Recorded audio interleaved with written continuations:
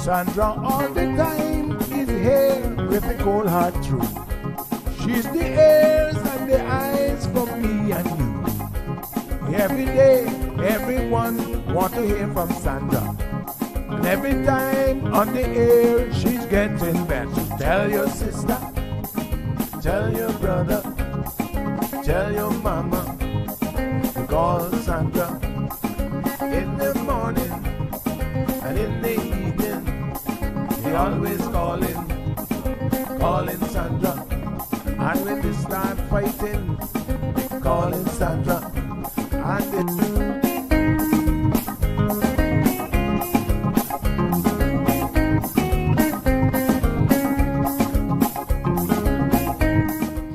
That's right, folks. Everyone is telling their mama about the cold hard truth. Welcome to another episode with more truth telling, more problem solving, and of course, more tea spilling than ever before. Sit back, students, grab your tea and turn up the volume because class is now in session. Call in at 936-2626 because your voice matters. Share your opinion on issues that matter the most to you.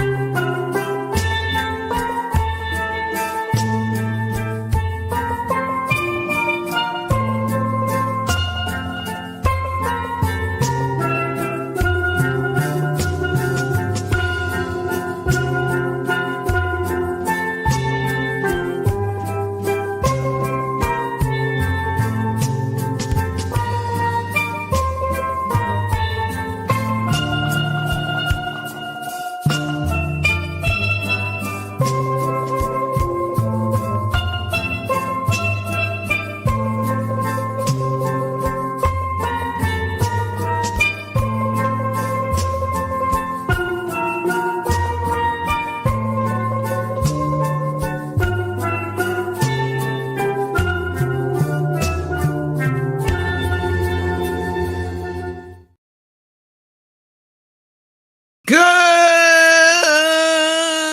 morning, Cayman. Happy Friday, I was about to say, but not quite. It's Wednesday, but it feels like a Friday to me because I'm going to take the rest of the week off. I need a little bit of a break, folks. This is my post-election vacation, 2 days off. You guys will forgive me, won't you? Well, I sure hope so, because guess what? Regardless, I'm taking it. Need a break. Told you guys we got some family here, so we're gonna do some fun stuff with them. And gonna enjoy the beautiful the beautiful island, what we have to offer, what so many people come to enjoy. And we here seldom get to really, really enjoy it. So that's what I'm going to do this weekend. I'm going to take a couple days, take it easy. And yeah, what can I tell you? I'll see you guys on Monday after today. All right. So we've got some guests who are going to join us briefly today. And then the rest of the opportunity will more or less, rest of the show, I should say, will give us an opportunity for some open mic discussions. And I hope everybody is doing absolutely fantastic this beautiful Wednesday morning, Friday for me. All right. I have sent out the links for everyone. Let me do my local groups. We got Windsor Park. Big shout out to them. We got Washington Boulevard folks. Big shout out to them. And we've got Caymanians in Florida. Yay. All right. Let me see who's here with me. Where are my people? Where are my peeps? Shanley, first one in this morning, rolling in strong. Good morning, honey child. How are you? Marshall, front of the class, A student. Very, very good. Look at Siobhan saying good morning, Sandy and peeps. Yes, Siobhan Berry in the house. We've got several people on the show who are regular listeners who have the exact same name. So I think a lot of times when I'm talking about this Siobhan, a lot of people think it's another Siobhan. And I'm like, no, they don't even, it's pronounced the same, but they don't even, spell it the same. Totally different Siobhan. So good morning to this lovely lady. So good to see you. She's here most mornings. We have Marshall, who's here most mornings. Robert Ebanks in the house. Good morning to you, Robert. So good to see you guys. And I know you guys, we're a community, so you guys love to say good morning to each other. And I notice the people who say good morning every morning. And then there's a whole bunch of you who never say good morning. You just log on and you watch. And sometimes you comment about something else. But you have long forgotten, ooh, honey child, you have long forgotten your Caymanian manners because you ain't saying good morning to everybody. Get it together, honey child. Get it together. Yes, Caymanians in Florida is a real group. It was started by Kevin Watler a couple of years ago when there was a storm heading towards Florida, and all the Caymanian students and parents and lots of others needed to communicate with each other. So I can send you, I think, Kevin, are we allowed to add members? Yeah, I think I can add you. Let me see. Yes, let me send you a little invite. I think the only rule they have is not to be sharing. Oh, couldn't add her. Member pending admin approval. Okay, so Kevin is administrator, so I'm sure that he'll add you. But don't be sending those morning things that some of y'all love to send that, oh, if you don't share this, your big toe is gonna fall off this morning. Please don't do that. He doesn't like those things and he will block you. Miss Jean is in the house. Good morning. How are you? Olivia's here. Wee in the house. Patricia Blake joining us. Beverly. Hello, Miss Beverly. It's raining today. Oh, New York. Oh, yes. Oh, it's a rainy day in New York. Well, it was a rainy day here yesterday as well.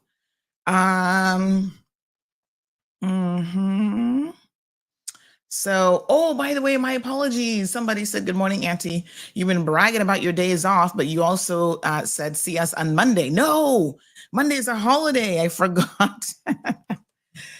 My apologies. Thank you for the reminder. In fact, Monday is a holiday. And so I won't be here Monday either. I'll be here on Tuesday. Honey, chill. So Tuesday, yes, Tuesday I will be here. Thank you very much. Pat, good morning to you. Clean and straight, 345. Yes, good morning. Richard Parson joining us from Round Rock, Texas. So good to see you, Richard. Siobhan says, take your break, Miss Sandy. Yes, we all need a little break here, there, and everywhere. So it's important. You guys know in the summer, I do my little August vacation, which I'm still trying to figure out what we're going to do this summer. Normally around my birthday, well, my birthday is a little bit later, but Gigi's birthday is the week before. So we'll definitely do something for her. I was trying to figure out what she wanted to do for her birthday. Now, the unfortunate thing is, because she has a summer birthday, most kids are like off from school and some of them are not here. And so I feel like she kind of gets gypped a little bit being an August baby. So a lot of times, you know, she doesn't get to, she does not get to,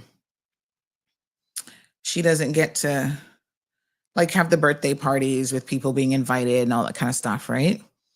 So, you know, we think of other things that she can do, maybe a little trip here or there and whatever. And then later on the year, Marlon and I are going to take our couples vacation, which this year is going to fall in September. Normally it's October-ish, the end of October, I think. So this year it's going to be in September, the beginning of October, I believe. I have to look at the exact dates. So yes, we're traveling abroad again, another long trip on the plane. Ugh, I wish we could just teleport somewhere, because these flights be like killing me, child. But yes. So yeah, you know, we're gonna do that trip, and normally we do a little miniature December trip, just a couple days, Miami, Christmas shopping. So yeah, I'm already in my head planning out the I'm already in my head planning out the rest of my time off for the year. Yeah.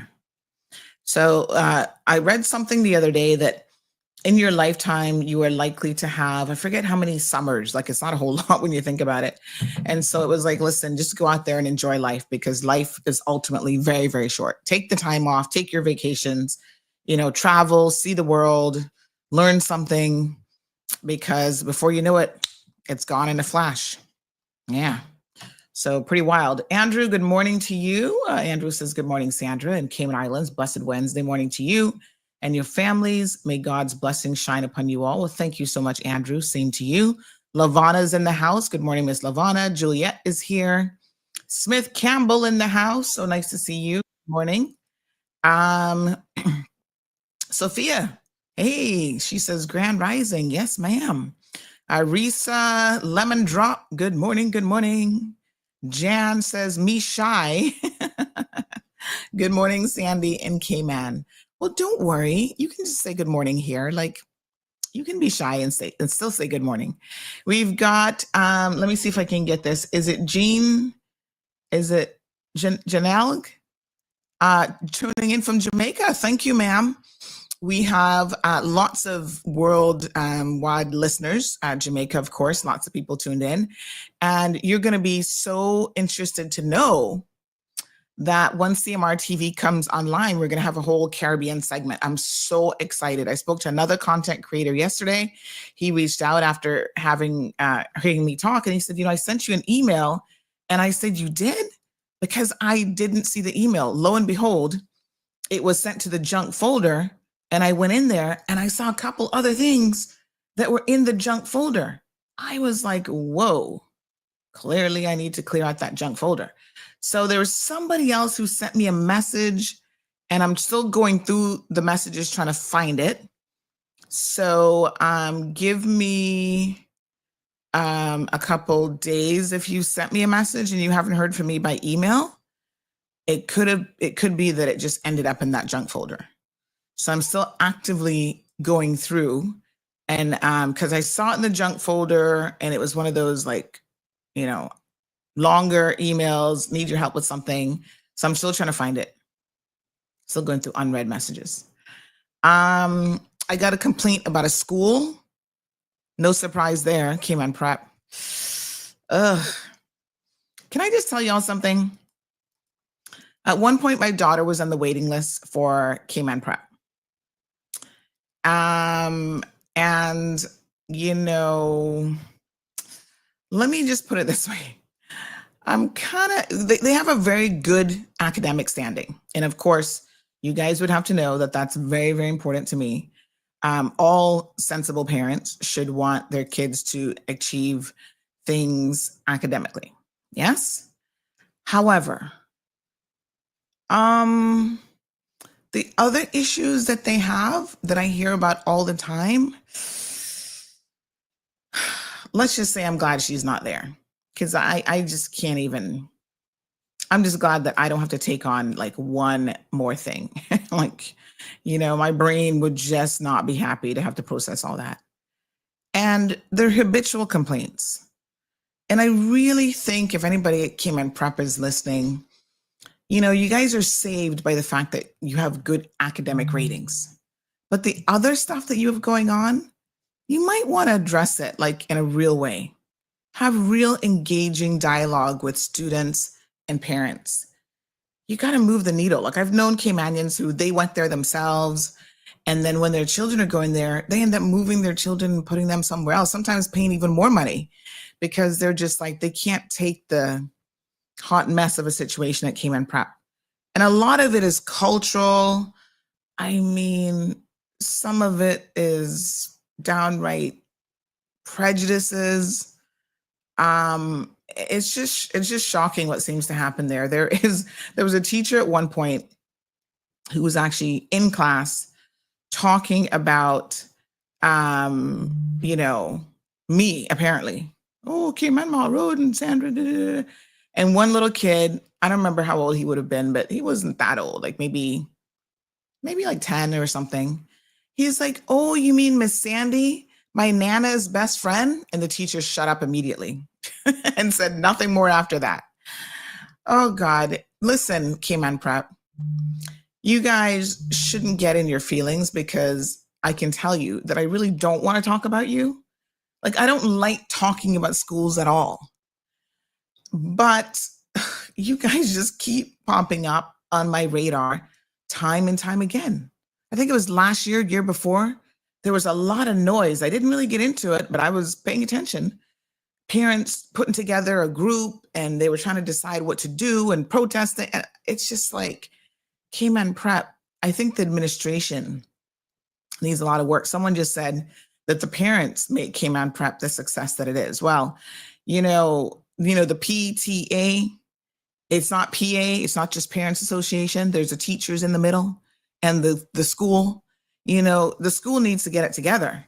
So I applaud the parents, but I know that so many of the parents are woefully frustrated by what is happening there. And so I'm going to invite Cayman Prep to have some open and engaging dialogue with their students and parents. Find out what's really going on there because something is wrong with Cayman Prep. There's no way that I just get all these, random messages about Cayman Prep for absolutely no reason. So you guys need to sort yourselves out. Now, my poor daughter, she was on the waiting list forever. They never communicated. And I remember the last time I checked in, because I saw something that they posted on Facebook that, they had some openings and, people should apply and da-da-da-da. So I reached out. I'm like, yeah, we've been on the list a couple of years now. Can I get an update? Because they never update you. I mean, not for nothing, but you think that'd be like common courtesy. They don't. And so they were like, oh yeah, she moved even further down the list because she's going into next grade. And so she joins another waiting list. I was like, really? Okay. And so I was like, whatever. We found an alternative school. She loves it there. We have no problems. Fantastic staff. Everybody's just amazing. And so then a couple months ago, they emailed and said, oh, coming up for the 4th or 5th grade or something. Mind you, she's only in the 2nd grade. There's an opening for her. We need to know if you're still interested. My husband saw the email and he chuckled. He's like, did you see this email from Cayman Prep? I said, no. So then apparently, because he didn't respond in their time, they actually called him and we need you to respond to this email. I'm like, we've literally been on your waiting list since Gianna was like 2 years old, right? So well over 6-7 years. And we have never heard an update from you. We were chasing you the first couple of years and then we just gave up. And now you send us an email, and because you didn't get a response immediately, you're calling like, can you respond to her? And it was kind of like, oh, you have to respond to this email. We were just like, we don't have to do anything. So just take us off the list. Like we're totally not interested. At this point, I would probably rather move to the US, do boarding school with her, and sit in Tampa or somewhere else with her and just do my show and run CMR abroad than put her in Cayman Prep. Not for all the academics in the world. I think there are more important things than academics, and that includes the mental health and well-being of your children. And there's a lot of stuff that's happening at Cayman Prep that they need to get it together. I mean, kids, especially the Caymanian children, are having a very, very difficult time, and there's a degree of tone deafness at that school that I find absolutely shocking. There's no way that I should know this, and I don't have a kid that goes there. Like I said, some of my friends have actually moved children from there. And, you know, they're multiple because, you know, when you have a parent that white, you get preferential, I guess, listing or whatever. And they're like, the school has changed so much. It's unbelievable. And it's sad that I think the head of the school is actually Caymanian, right? Mr. McLaughlin, Sir Alden McLaughlin's sister. Good luck to all of you. But I did see that one that came in. So if that parent is listening to the program, I did see your message. And so I can assure you that yours will be published. They all get published. And there was one that came in about something else. I just took a glance at it and I'm just trying to find it again. And as soon as I relocate that email, I will post it. So it's not that I am not posting your letters, your submissions. I will post it. I just need to find it. All right. So thank you. And if you have any submissions, maybe this is a good time to remind you, you can always message us, tips@caymanmallroad.com. I know we had one about Carnival this weekend. My apologies. I'm going to actually post that probably today. Someone had some very interesting comments to make about Bada Banu. I'm not what do you call them, reveler? I'm not into Carnival, but I think it's one of those things that Carnival and Cayman might be, you know, seeing a very slow death. And the people who are holding on to Carnival, a lot of the organizers need to maybe hand the baton to somebody else. You know, sometimes you've got to know when to pass it along. And I think that that's not happening. And so I heard a lot of criticisms about the Carnival this weekend. Like I said, I'm not on the forefront, so I don't really know what's happening. But there's a very lengthy one that we received, and I will certainly post that as well. All right, so we do have some guests. I believe they are ready. So we're going to go ahead and jump in. Oh, here's one. I think this might be one that I was looking for. Oh, yes. So this came in on the 18th. Okay. All right. So I have this one. Thank you. This one is entitled "We Are Wronged Caymanians," Jan Gupta. There's a name I've heard of before. Okay. That might have been the one that I was looking for. That came in on the 18th. All right. So I will publish that one as well. And yeah, so tips at Cayman Mall Road. If you have anything like news related, you can send it there. Don't forget, folks, we do have a calendar that you're also welcome to. All NPOs, you can post your events in our community calendar, and we're happy to share those. All right. So good morning to everyone else. We see Corvin McLean in the house. Gigi is here. Johanna's in the house. Ms. Jeanette. Wanda, so good to see you joining us from Pennsylvania. Look at that, Miss Wanda. Love it. Miss Iva Hart, so good to see you. I still need to check you. Miss Romelia, we have some extra ripe plantains in the fridge. If you could make your way to me this morning before 10:30, I have a lot. When I say extra ripe, I mean they're in the fridge because they're extra ripe, you know? But maybe you could do something with those. Hold on, Mr. Dexter. Maybe you could do something with those for your seniors. Somebody gave us a bunch of local plantains and they are just like super, super ripe. Mr. Dexter, good morning. Oh, hold on. I can't hear you. Let me see if I can plug this back in. This is a cable that I need to go through my box of cables, I think, and replace this cable. Let me call you. I'm going to call you back. Hold on. No, I was charging the phone, so I had another cable plugged into it. And then sometimes when I do that, I think it doesn't quite make... No, I said I was going to call you back. Let me see. Can I hear him on the board now? Jasara, good morning. I'm trying to call him, but I think he's trying to call me at the same time. Okay, let's see. Let's see. Yay, there you are, honey child. Good morning. I think you must think this is Moxham. You want to keep cutting me off. No. How are you? This is supposed to be the hard, cold truth. And I don't want to put you on. Actually, it's the cold, hard truth. Well, whatever. It could be cold, hard truth or the cool, hard truth. I don't want to put you on the spot because we need people like you. But, and many times I've heard you say we got to keep our politicians accountable. Okay? And I called in a couple of days ago about J. Ebanks and Isaac Rankin. Yes. They were part and parcel of Julie getting $50 million for the school, and then to giving this money to the church. We as the people that elected them, I didn't elect them. I don't know who they are. I never held a conversation with them. But if they have the honesty about them and the integrity, they would come on your show and say, why did they jump ship? They were part of the parcel of PPM, Julie, and everybody else. But now they came and jumped ship and became part of the government. I'd like to ask Andre, if he's listening, why is it that he accepted the two of them? Are they that important? I see your face.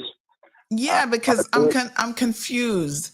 All right, Mr. Dexter, let's roll it back a little bit, okay? There's a couple things here I'm a little bit confused about. First of all, we talked about this on Monday's show. I believe it's Monday. So I'm feeling like we have a situation of deja vu. Did we not clarify it to your satisfaction on Monday's show? Is that what's going on here? I had something to do, so I didn't hear. But anyway. Yeah, because we've been there, done that. Like you can only beat a horse and talk about something so many times. And I feel like we beat this horse the first time you called 3 times in that morning about the same issue. So this obviously means a lot to you. And it means a lot, not to me only, to the people of this country. I bet if I took a toll. On Sunday, people have a right to know and hear it from the politicians why they jumped ship from PPM and went over to the present government. But they didn't jump ship. You see, I think you're confusing, in my opinion. This is just my opinion, Mr. Dexter. You don't jump ship once you've had an election and everyone has disbanded, right? And then you form a new government. That's not jumping ship. I think 99.99999% of the people listening would not define that as jumping ship. I'm just saying. Well, anyway, but the thing about it is that they were the ones that with Julie and PPM, and they allowed her. Now we need, as people, we need them to come on. You did your job. You invited them. You said, I don't know. They need to come on your show and clarify why they allowed Julie to get this money and given to church when the people need this money. I don't want to put you in a spot because I'm not that type of person. I'm trying to get even with anybody. No, I'm not. I do not know Jay. I have never held a conversation with him. I don't know Isaac. I've never held a conversation with him. So I think they need to get their act together and be on your show and clarify to the people, be honest with the people as to why they of their action. Because being in denial is the biggest lie that you can tell. And they need to come on your show. And I'll listen to anybody that want to go along with it. Okay. Thank you very much, sir. Appreciate it. All right, we're gonna keep beating that horse then. And I will message both Jay and Isaac and say, when are you coming on? Mr. Dexter wants to hear from you. All right. What a hot mess. Good morning, caller. How are you? Morning. How are you? Yes. You gonna beat a horse with me again? Yes, let's just beat the horse, okay? So I think there's a few things that we have to remember, right? We have to remember, one, it was Isaac and Jane's first term last time. We have to remember that. Two, we have to remember that when Sabrina and the rest of them actually did leave. Yeah, they jump ship. That's the definition of jumping ship. But what happened to them? The people murdered them and called them critters and whatnot, right? They got a lot of flack for that. Yeah. So I can understand why Jay and Isaac stayed, but they always ran as independent. And they heard the mandate from the people loud and clear that they did not want PPM in power. Their own people in their own constituencies, from my understanding, made it clear to them, if you run with PPM, that's it, you're not getting in. And so I think that I hope that they have learned from their quote-unquote mistake, right? Because I get what Mr. Dexter is saying in a sense, right? They were part of Julie's government, whatnot. Yeah. They did have a part to play, which you clarified that on Monday. But like I said, we have to remember it was their first term, and hopefully they learn from those mistakes, and hopefully they understand what the people are telling them. Yeah.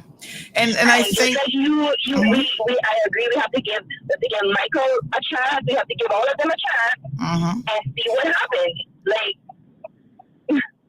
what else can we do at this point? And I think the point that he made, which was that I've not been critical of them at all. I don't think that that's actually entirely accurate, because as he will remember, I talked about the ministers who got the Tahoes, for example, and their names were in there for sure, because I don't think any of them should have made that decision, because that was a complete waste of government funds. And so I've talked about them in relation to that. And every single time I've talked collectively about the UPM government, anybody who was a member of the government at the time, well, it's a collective responsibility situation. So they all take their licks together.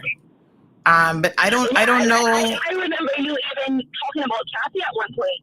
Like, it is what it is. And we all know how politics work. And though they played a part in it, we all know who were calling the shot. Yeah.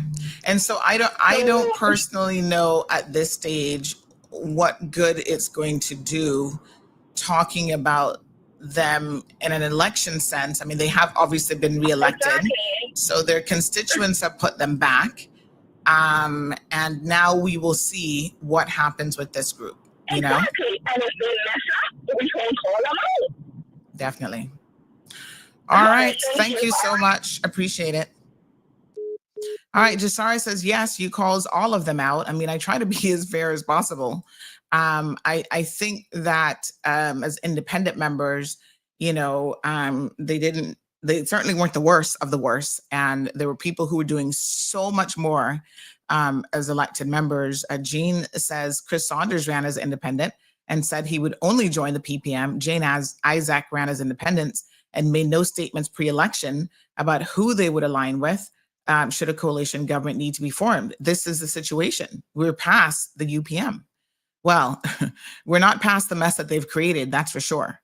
But let's talk about those things after our guests. Ramelia has a comment there. We'll get to that after a guest come on to the show and talk a little bit about Cayman Art Week. 432 people listening over here.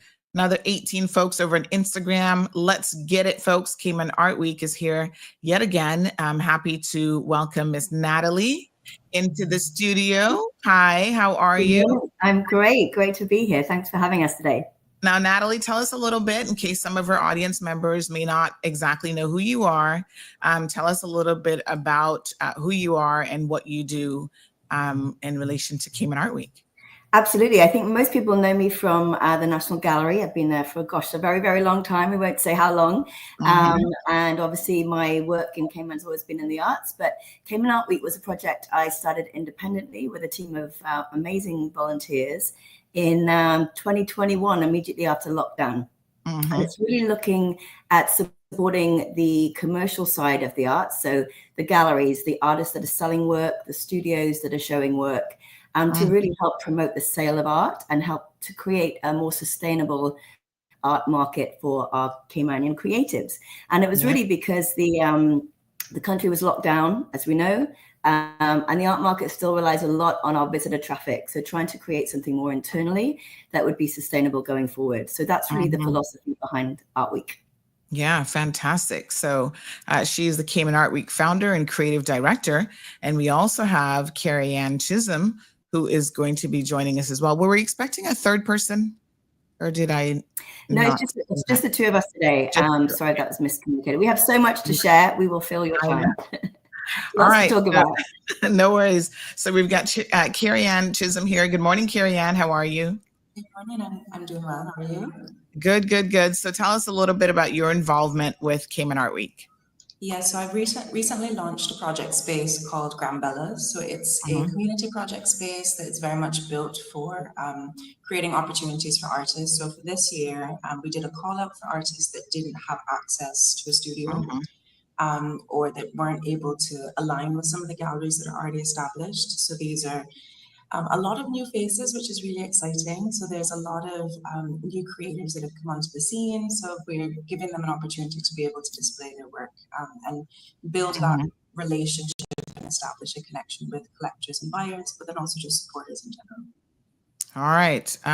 Very, very good. So thank you guys so much. We're going to go through, folks, some of what you can expect for Cayman Art Week, which again is being celebrated this year. And this is really an interactive opportunity for people to get involved in art. It's going to be running from May the 20th through the 25th.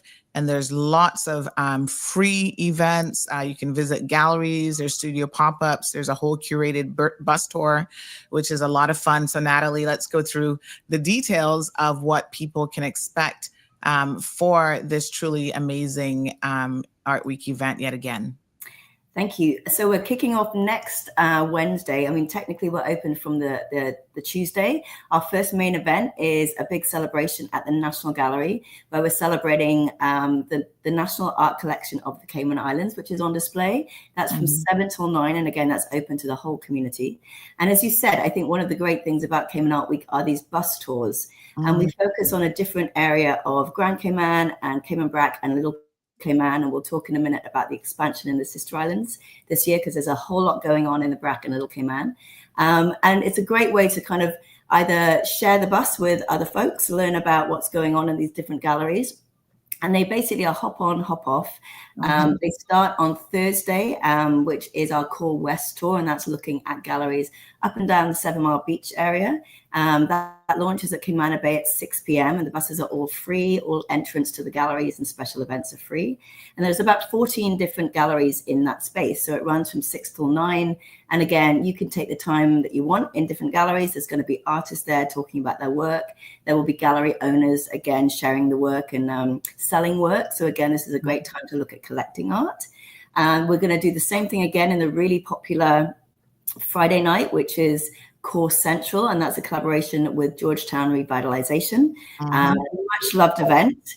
And again, you can do a walking tour around Georgetown. It's a bit more conducive. We really encourage people to sort of walk around, but also there will be buses to take you from venue to venue. So it's fully accessible in terms of needs of mobility and making sure people have a comfortable way of engaging with these spaces. So again, about 14 venues in Georgetown on the Friday night. And then Saturday, we go up east, and this is when we're going to engage with Kerry Ann at Grand Bellas in Northside.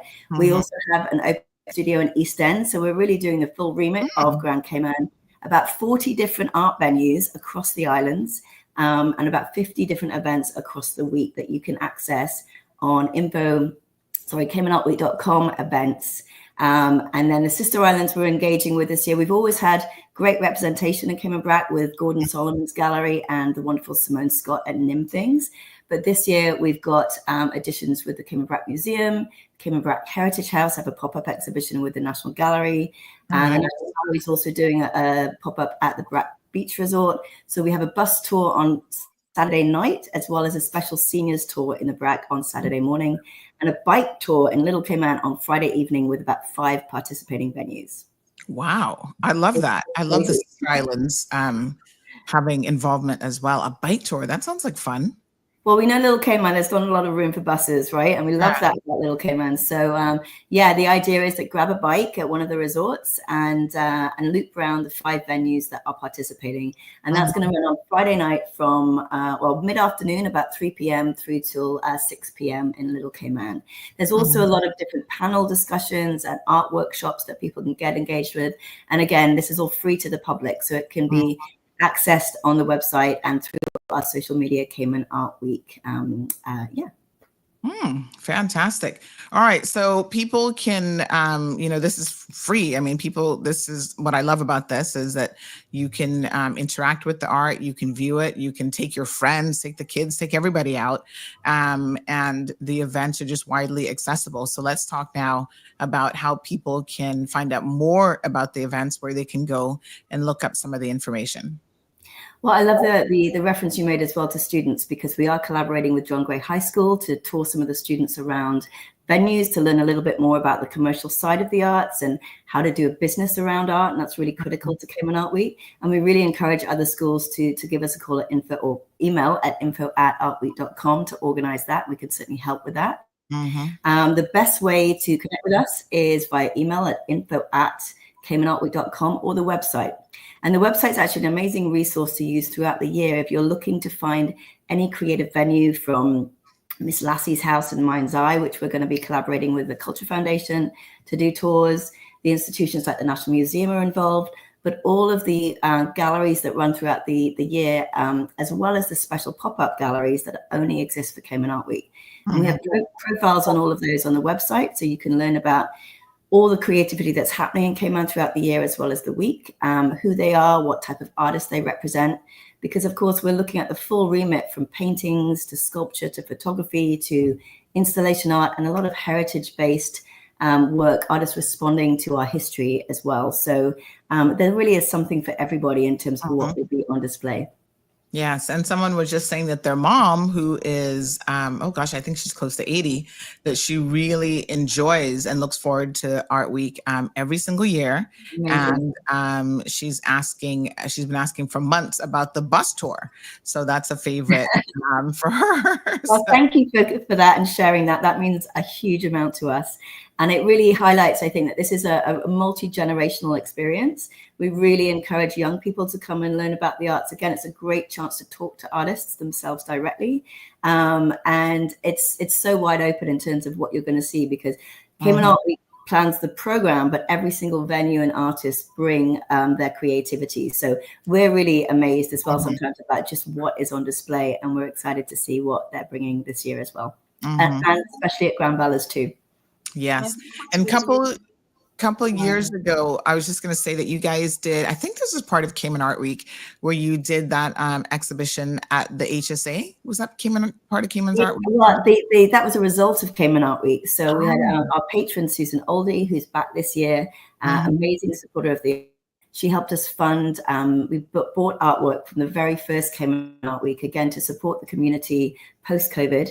And all of those works eventually ended up at HSA. So now when you go to the HSA on Sheffield Road, there's this incredible wellness connection. And it's a really uplifting experience when you're obviously going to the doctors and you're not in a great space, to have this beautiful art by local artists on display. So we're hoping to continue to grow that collection in the future as well. Beautiful. And there's some art spaces. I was just having a look at your Facebook page, and they're mentioning the Kirkman Studios in Industrial Park. Some really interesting pieces there. So, you know, folks, art is meant to be enjoyed. And I always tell people to go out and, you know, get involved with artists, hear about their inspiration for pieces. I love talking to them. And we have obviously young Caymanian artist here, Carrie-Ann Chisholm, who's telling us a little bit about what she is doing and how she's participating in Cayman Art Week. And it's a wonderful, wonderful opportunity to show your support. You know, we have in our house, all Cayman art, all local artists painted here on island. We picked up some really, really nice pieces. And yeah, I think that it adds such an element of beauty to your homes, to your workspaces. And when people visit and they're like, oh, we have a big in the hallway, a really, really big lionfish painting. Mm-hmm. And it's so beautiful. And people are like, what kind of fish is this? What is this? And then you can tell them like a little bit about the lionfish and educate them, you know. So I think it's amazing. Carrie-Ann, you must really be excited. So tell us a little bit more about how people, if they want to reach out to you specifically, how they can find you. Yeah, I think, so just before I'll talk about reaching out to me, I think one of the things, going back to what Natalie was saying, that's really important with Cayman Art Week is that within the creative community, that there's so much that's constantly shaping and shifting and moving. And I think that Cayman Art Week is a really brilliant way of highlighting that. So I think that there's a lot of work that goes into highlighting all of the galleries and all of the studios, as well as the artists that are practicing. I think that this is a great way if you're not really, I mean, I've been in the art world for a long time. I've, you know, been a curator. I worked with Natalie, and now having Grambella's. But for me, I know a lot of what's happening in the spaces in Cayman. Right. And I think if you're on the outside of that, you may know one or two artists, but then trying to figure out, you know, what is actually happening and what's being produced on the island. That this is a really brilliant way to see right across the island what's happening. But in terms of connecting with Grambella's, so we have our website, which is under development, but it's grambellas.com, but you can sign up for our newsletter. And spell that for me, because some people might be hearing it's Gram. Gram, like grandma, so Gram, and then bellas.com. Okay, and that's linked to a lot of personal stories. So Grambellas is created from my personal history and connection to Northside and honoring my family history in that way. Which, you know, visitors to the space, I'm more than happy to kind of talk through that story, and they can find a little bit more about that on our Instagram as well. So gram.bellas on Instagram. And we'll be promoting, so this year we have 7 artists and really fantastic, very vibrant artists. And each of those artists will be highlighted on our Instagram page, as well as on Cayman Art Week as well. So there's so much information. There's so many events that are happening in Cayman Art Week. I would encourage the public, because it's all free. And I think that that's something that we have such a privilege to have here in Cayman, is access to events, whether those are panel discussions, whether those are gallery openings, studio openings that are free, that you can just go to. So that's something that I would definitely encourage the public. For 1 week, it's 5 days. So definitely it's a lot to pack into those 5 days, but it's in the evening. So if you have work, you can go ahead, but it's also on the weekend. So Grambella's will be doing our kind of final hurrah on the Sunday as well. So if people can't come out during the week, because I know that we're a little bit further out, although people are biased about coming out to the east, but we'll be open till 7 p.m. So 1 p.m. until 7 p.m. every day at Grambella's. So if you want to fight the traffic, you can fight the traffic and find us. But we'll also be there on the Saturday and the Sunday as well. Yes. And I think, especially for the Eastern districts, you know, sometimes we don't, it almost seems like it's a real trip to go out there. Like you have to find a reason, like, oh, it's a public holiday, let's go for a drive. You know, everybody's so focused on kind of like work and just getting home after work and sorting out the kids. But it's nice to go to Northside, East End, and really kind of see what's going on. And it's also in the context of art, to see that we have local artists in the smaller communities here in Cayman that are doing amazing work and Cayman Art Week is an opportunity for you to get out there and really see a lot of what's happening. Now, Natalie, I've got a message for you. This one says, morning, Sandra. By the way, I always forget that you're Danny's sister. Are you the younger sister? Yeah. Well, thank you for saying that. I'm going to go with the younger sister. No, I'm the oldest one. You're the oldest one. Oh my gosh. Wow. Yeah, yeah, she's fab. And then there's Fleur and Holly. There's 4 daughters in my family. So yes. It's intense, but wonderful. 4. Of 3, but yeah, there's 4. Okay. So this person says, morning, Sandra. I worked with Natalie years ago as an intern at the National Gallery, where when it was located at Harbor Center. Natalie's a true professional and very knowledgeable and was a pleasure to work with. I'm so pleased with the direction that she's taken the art gallery since she took the directorship. Please share this with Natalie. Aw. That means so much. Thank you so much. And I'd love to know who that was. Maybe you can tell me offline, but thank you for sharing that. That means the world. Appreciate it. Yeah, absolutely.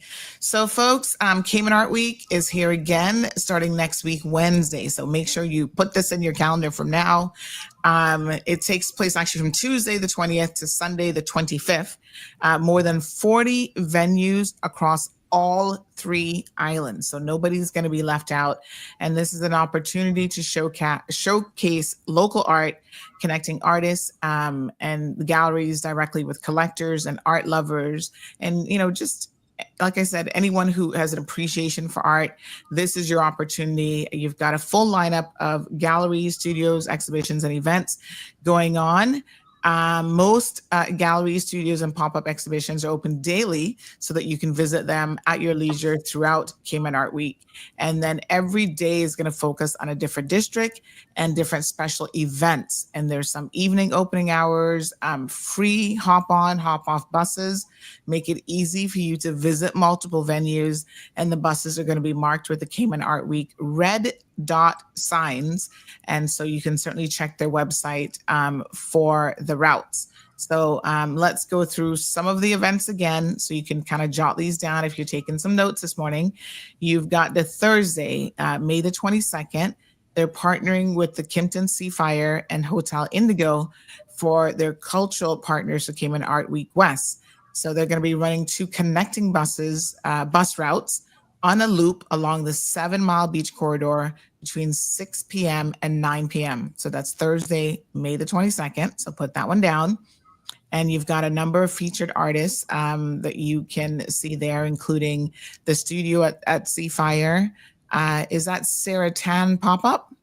Sarah Tan pop-up is at Hotel Indigo, and that's a great definition because some of these pop-ups only exist for the week. And then the studio is a space that kind of lives permanently at the Seafire now. So it's a combination of established venues and special exhibitions.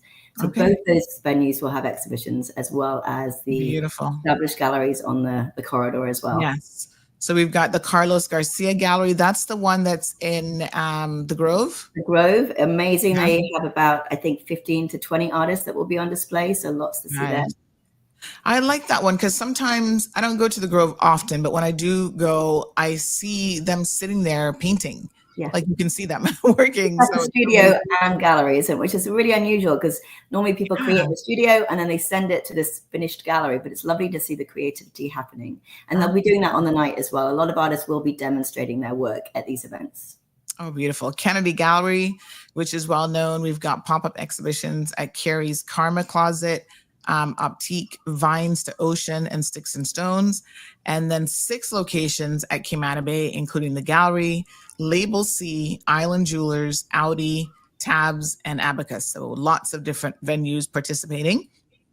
I love that. And then on the Friday, May the 23rd, we're going to do Cayman Art Week Central, partnering with Georgetown Revitalization to kick off CAW, that's Cayman Art Week Central, in Georgetown with an art-themed happy hour right there in Cardinal Avenue. Fantastic. Wow. So you're going to be able to walk around many of the venues in Georgetown using your little Cayman Art Week map, and you can jump on and off of the buses there as well, and they'll be looping from 6 until 10 p.m. on Friday, May the 23rd. So lots of hot spots there. You got Guy Harvey, Claire at the Beach Studio, 3 girls in is it Kiln? Yep. Yeah. Tangled World. That one's a pop-up at Cricket Square. You've got the Kirkman Studios and lots of other stuff. And then you can also do, this is a new event for this year in Little Cayman, the bike around, and that's going to be happening on the Friday as well. And you can join a bike around participating venues in Little Cayman between 1:30 p.m. and 5 p.m. on Friday, the 23rd. That sounds like fun. So Little Cayman actually has a museum. Nice. Amazing museum that was run by the Tibbetts family. Really? I gotta visit Little Cayman more often. It's a really special. Yeah, I've never actually even stayed over at night in Little Cayman, believe it or not. I should. Beautiful. It's magical. Don't tell too many people about it. I know, right? It's a really special gem, and the National Trust there do an amazing job with their special trust house as well. So lots of cultural things to do in Little Cayman. Oh, nice. All right. And then the Saturday, May the 24th, you've got Cayman Art Week East. And so you have, again, the bus tours are going to leave the National Gallery at 9 o'clock and return at 2:30 p.m. Now, I think I'm going to do that one with the kids. And then reservations are required for this bus tour. Tickets cost only $10 and can be booked online at Events Pro.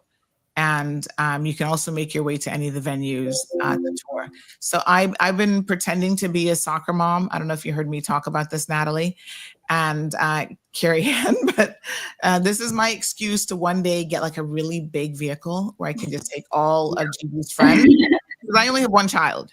So it's not like I have a lot of, but I like just, give me your kids for the day. I'll take them out. And all the parents like, sure. Bring them with you. Bring them with you. We'll get room on the bus as well if you don't want to drive. I'm thinking that day we're going to do the bus tour because she loves, I could see my little one being an artist because she loves to draw. She loves to sketch. And she's not too bad. She does a couple things like little stitch guy and whatever that looks pretty good. So I want to expose her to as much art as possible. That's it. And also we can share how to get involved in children's classes and ongoing classes throughout the year as well. Happy to share all of that. Yeah, that's fantastic because she's got the bug of artistry in her. Well, I love that. Grab that and run with it. Yeah, so we're gonna do that day for sure. And then you've also got Cayman Brack that same Saturday, May the 21st. And this again is new for this year. So you're always adding new elements to Cayman Art Week, which I really love. And they're going to do they're launching a free curated CAW Brack bus, and that's going to be touring from 4 until 7 p.m. on the Saturday, May the 24th, as well as the afternoon public tour. So they're partnering with the Department of Family Services to run a special seniors tour that morning. Oh, that's nice. Yeah. And you can check out the Gordon Solomon Gallery. Where is the Gordon Solomon Gallery in Cayman? That is on West Road near State Bay, so just on the edge. So he's very central. But we're going all the way up to the Cayman Brack Heritage House for the next exhibition and Nim Things, really special place that Simone runs with Simone's Gallery up there. So again, we're helping kind of uncover some of these hidden gems as well that some folks don't know about. But you can do the bus tour, but again, you can self-drive to any of these places as well. So that's really important. If you want more independence, you can just download the maps from our website or come and find us at the National Gallery and we'll print them for you. And do it on your own. So it's really flexible in how you engage. Yeah, fantastic. And of course, folks, all of the art that you're going to see is for sale. There's something in everybody's budget. So, and talk to artists because sometimes I have found that I found a piece, maybe I couldn't budget to pay the whole thing, but I'm like, hey, I love this piece. I want it. Can I give you a deposit now? And then next month, I'll finish paying it off. And artists are very flexible. And so, yes, I've done that with artwork before. And the young guy, he's not that young, but he does so much amazing stuff. He's the Jamaican guy. I can't remember his name right now, but he's in Prospect. His house is in Prospect, but he's always at all the different Red Sky at Night events. And so the piece I was just telling you about with the lionfish. Lionfish. Yes. I want to see this piece. Sounds amazing. He does a lot of little Cayman houses, rooster, like he does everything. And it's so absolutely beautiful, so gorgeous. And so, yes, folks, buy local art and talk to the artists about the inspiration for their works, and really, really go out there and support them, because this is, for some of them, this is what they do full time. This is like their livelihood. And they've got pottery, sculpture, all sorts of different, photography, all sorts of different things. So there's something for everyone. So check out their, sorry? There's also, with you saying purchasing, there's a lot of artists do prints as well. So that's something that the artists that are doing the pop-up at Grambella's that we've spoken a lot about, if someone can't afford to buy a massive painting, because some of them, their paintings are 20 by 40 inches, and they're huge paintings, but then they also are doing prints, they're doing stickers. So there's different ways that you can step into purchasing or supporting an artist as well. Yeah, that's great. Thank you for sharing that. Good advice. And so, yeah, support them. And there's lots to visually see. Website is CaymanArtWeek.com. They do have a Facebook and Instagram page. And I'm actually going to share the Facebook page. I love looking at the Facebook page because it just has a lot of super interesting things. They'll share like the pictures of a lot of the artwork and stuff and what you can expect. So like the page, follow them on Instagram if you haven't already, and also check out the website. Anything else that we should be aware of before we let you go? Just a big thank you again. Oh, sorry, Carrie, go for it. After you. To add that we're having a closing party at Grambella's on the Saturday night.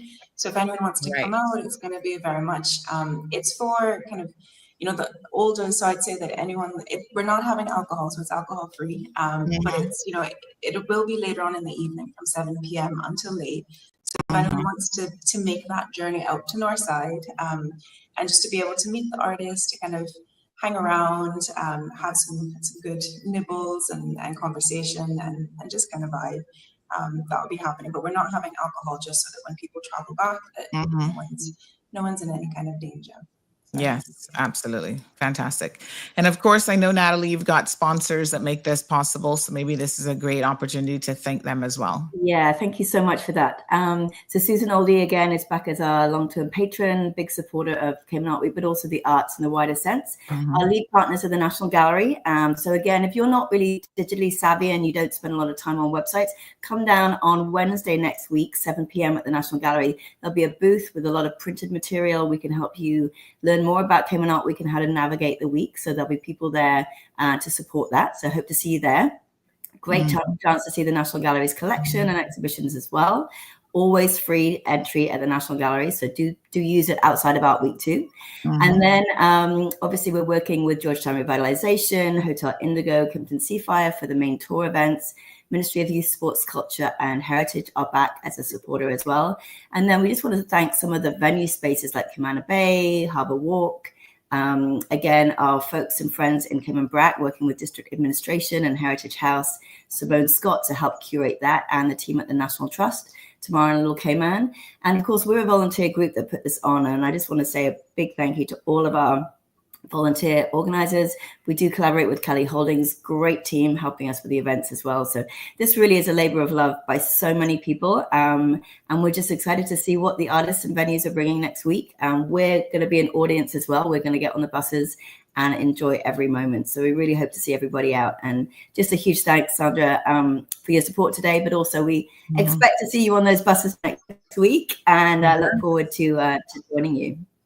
Absolutely. And Zandine has a question. She says, please, if you're on a permit, can I present my artwork? So yes, we have a very clear kind of contract structure. If you're selling work that you need to have a permit to sell work, but you can also join an organization called the Visual Art Society. They're an umbrella organization for people that want to showcase work, and they're doing some pop-up exhibitions. So that's info@vascayman.gmail.com. You can also email us at you just can't sell your work if you don't have a permit to sell it, but you can show it through an organization like VAS. So email us at info@caymanartweek.com and we'll give you the kind of structure through which you can show your work through next week. Yeah. Fantastic. Marshall says, nice to see Carrie Ann. I remember her from when she was a Miss Cayman contestant. I don't know when that is, but Yes. Wow. Okay. Beautiful. Well, thank you to Miss Carrie Ann Chisholm and Natalie. Thank you both so much. Cayman Art Week, folks, is here again. Go out, participate, check out their social media pages for the full lineup of events. We'll be posting stuff, of course, on our CMR platform as well. And I'm definitely, like I said, I'm going to do one of the bus tours this time around also. Beautiful. Amazing. Well, we'll see you out there next week. And again, thank you for having us and for sharing all that is happening next week. Absolutely. Thanks, ladies. Have a good one. And for you too. All right. Fantastic. Cayman Art Week. Make sure you go out and participate. Someone just said that Little Cayman it's the best museum, great hidden treasure. Oh, you've got to, I've got to make a trip. Yay. All right. Yes. Mm-hmm. All right, let me see here now. We had some other comments. You're most welcome, Zandine. All right, so going back to Mr. Dexter, we're going to give this some more time because I think Mr. Dexter just feels like we're not ignoring him for sure. But I thought we were done with this conversation, but he's not done with it. So let's beat it some more. I mean, I can't speak for Isaac and Jay. And of course, like I said, I've invited them on the program. I will do so again. I was trying to get the new leaders in the program today. It didn't work out. They were trying to make it for Friday, but obviously I'm not going to be here on Friday. So we will get them on one day next week. Okay. I'm here actively pushing to make sure that there is engagement. Same thing I did last time. Same thing I did before. And I cannot, I know y'all think I have a lot of power, but I can't hogtie anybody, make them sit in front of you guys as an audience. It is in their best interest, in my opinion, to do so. Now, Mr. Andre did promise us once a month. He's going to come here from our premier access, and we going to hold him to that, and we expect him to find the time in his schedule. He also promised me pickleball, and I can tell you, that he seems to be a man of his word, because he was even saying to me, like, what days do you play? And I said, honey child, we can play anytime because I got a court and I got lights, and it's just a matter of lining up our schedules. But, normally I do, why do I smell coffee? Somebody's drinking coffee in my house. Normally I do Sunday mornings is normally pretty good for everybody. So we do a little group on Sunday mornings, Wednesdays after work, Fridays after work, but literally, I'm somewhat flexible. Obviously week to week it can change, but yes, pickleballing, I love it. It's fun. It's good exercise, and I'm still got to lose quite a few pounds, so that helps. So all I can say, I can't put words in their mouth, Mr. Dexter, but I think that come, Stacy, we got breakfast for me this morning. Hello. Oh, that was my door they were knocking on. Sorry. Thought somebody was bringing me food. Look at me sitting here hungry and thinking somebody trying to feed me. I think that, at the end of the day, I agree with Mr. Dexter. It'd be nice to hear from them. It would be nice to hear what they had to say. And I think, quite honestly, things are not as they appear, Mr. Dexter, when it comes to them in the UPM government. Just because they haven't publicly said anything doesn't mean that everything was as great as you think. But they did stay. So I take your point on board that they stayed. But again, to the point of other callers, the ones that decided 6 months out that they couldn't take anymore and they were not going to stay, this became a big, they're quitters, they're quitters, they're quitters. So I guess you're damned if you do and you're damned if you don't. I can tell you the fact that those 4 left, that really put a thing in the cogwheel. What's that saying goes? How does that saying go? Which means that there were certain things that they wanted to do, including in relation to the National Conservation Act and something else I'm trying to think of, that they were not able to get done. Had those 4 stayed there, certain things would have definitely been pushed through. So, we got a new government. Most people are trying to focus on the positivity around the new government and trying to be supportive of them and see what they're going to be able to deliver. I mean, they've definitely hit the ground running. I can tell you, Ralston, they were Premier Andre Ebanks, Ralston, England as Minister of Education, Miss Heather Bodden, Wayne Panton, Michael Miles. They were all at the ICCI graduation last night. And, you know, the former minister, one of the complaints that we always received about her, former minister and premier Juliana O'Connor Conley, when she was Minister of Education, she hardly showed up to graduations or any education events. She would send John in her place, and he's up there trying to read a speech at an educational institution and didn't read it before and can't pronounce stuff in it because he didn't write it. So what a hot mess.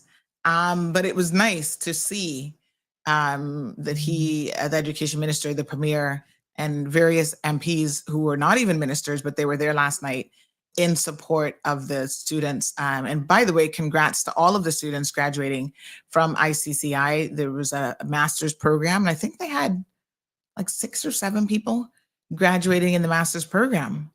So congrats, that's fantastic. Caymanians doing good. I love it.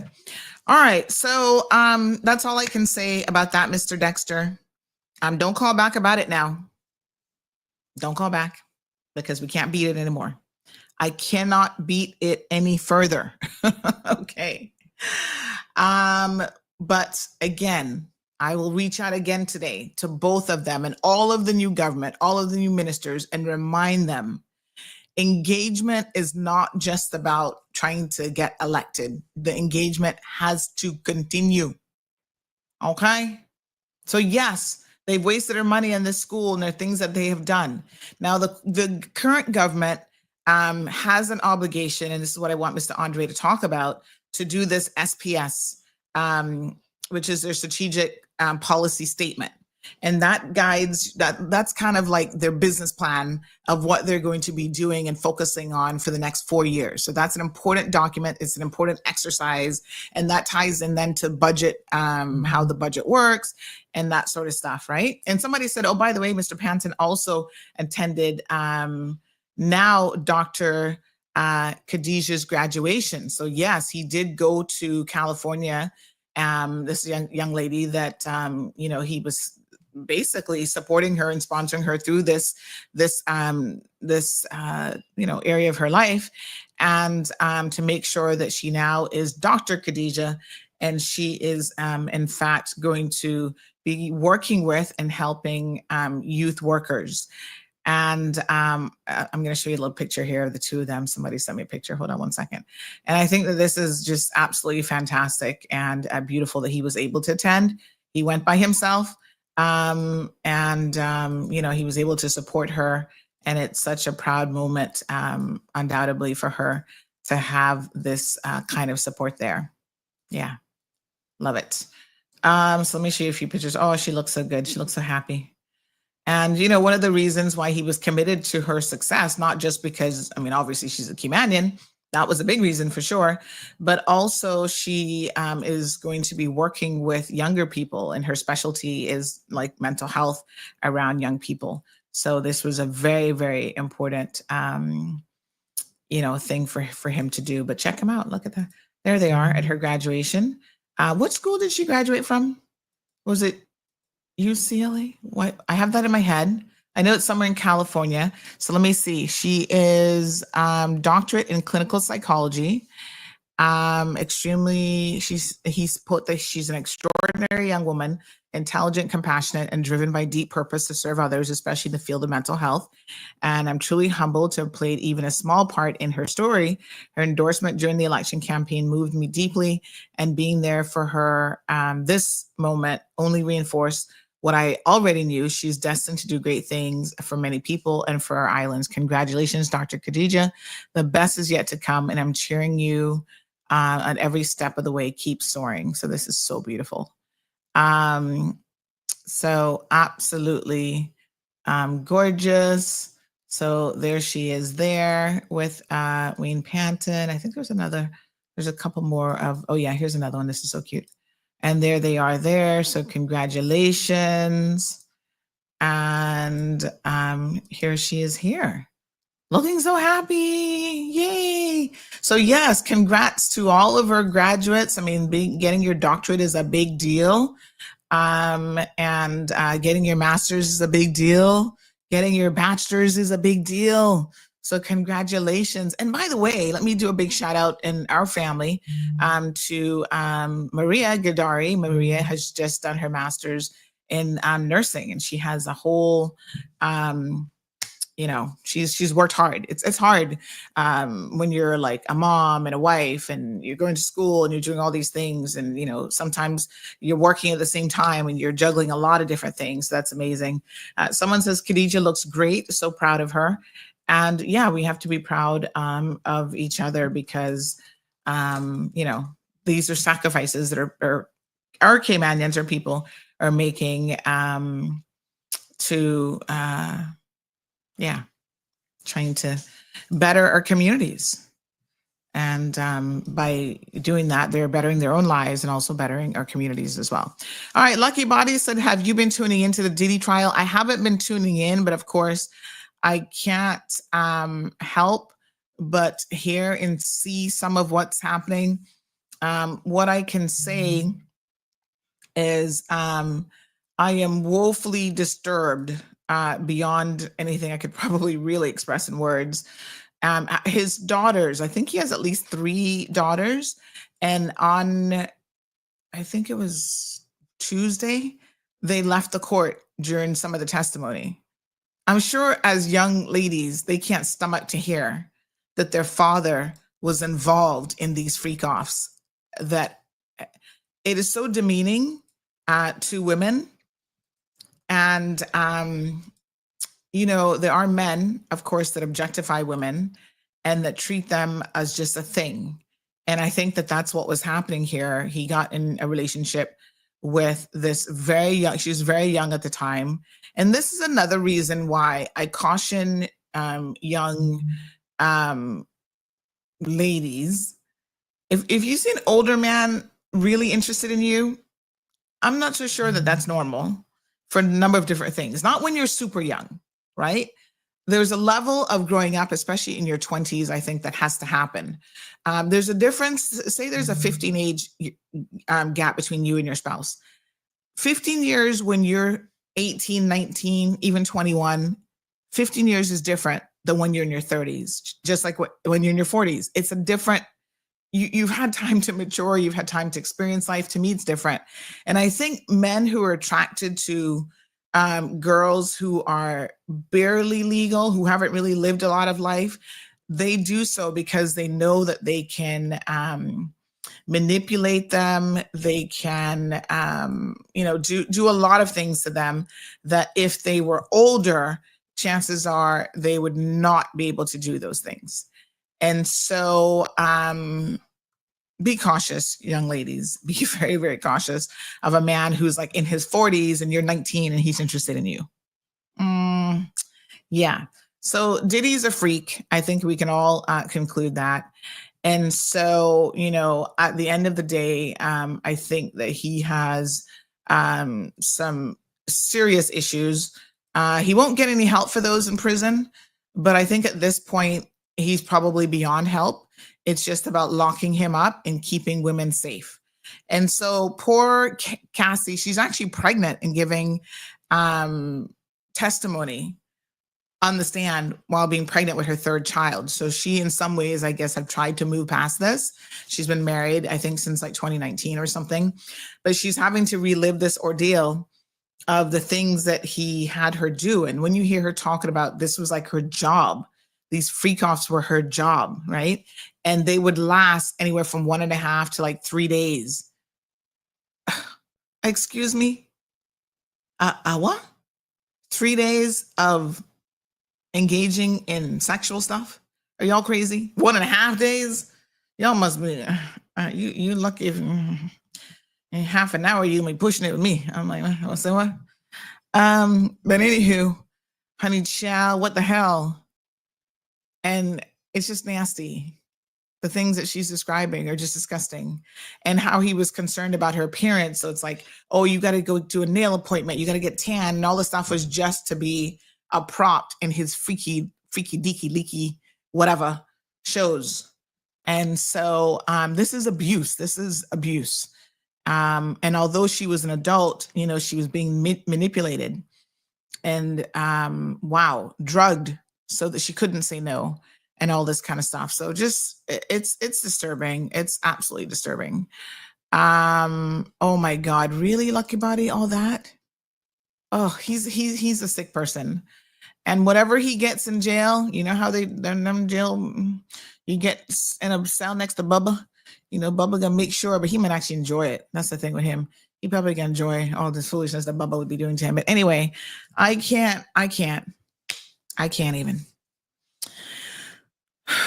It is very, very, very disturbing, but I haven't been watching it. And I think it's probably live on some YouTube court channel or whatever, but I really haven't been watching it because there's some things that legitimately are very, very difficult for me to stomach. And without a doubt, this is one of them. I can't even. Ugh.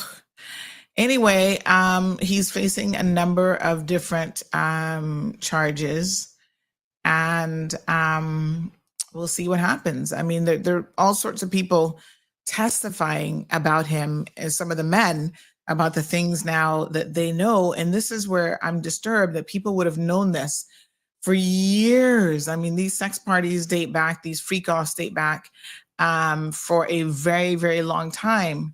And these people were not speaking up.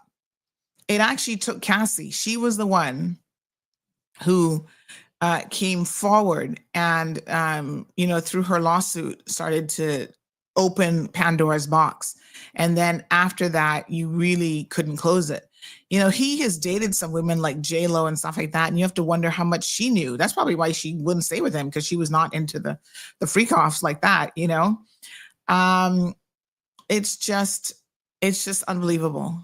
And now all these guys are coming forward. Some of them are testifying, and that's fantastic that they are.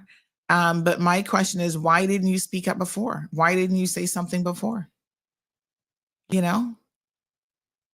And especially if they were not the victims, because I understand why victims. So let me clarify this.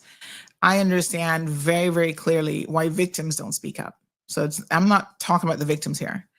I'm talking about the people who were either participating or they knew about it. Why did they not say something? Well, we know why, because it all comes down to money and power. And when you have money and power, you know, there unfortunately are a lot of things that you can do and get away with that, you know, is just like really, really crazy. So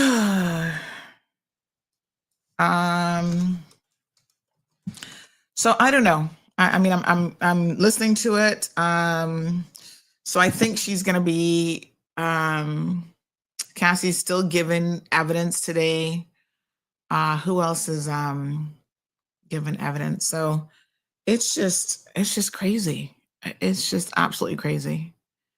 It is definitely, I think it's even a bigger trial in a lot of ways than the one with R. Kelly. But he is, according to prosecutors, they've charged him basically with running a criminal enterprise. So he's going to be charged with sex trafficking and all sorts of other things. I think there's some other offenses in there as well. So, yeah, you know, everybody's going to be affected by this. There was something about his ex-wife that died. I don't know if it's ex-wife or ex-girlfriend or whatever, that kind of died prematurely. So there are people who were saying that they believe that he had something to do with her death. I was like, oh my God, this case is just unbelievable. So women, please, you find yourselves in relationships with men who are trying to control you. And I've heard of these things, you know, where men, they have sexual things that they want to do. And so you have to, if you're in a relationship with them, you have to give in to them. Don't listen. Find somebody who fits you. There's a lot of power dynamics at play here. And so somebody said how she must feel to be free. And he was physically abusive towards her. She said that, she lost count.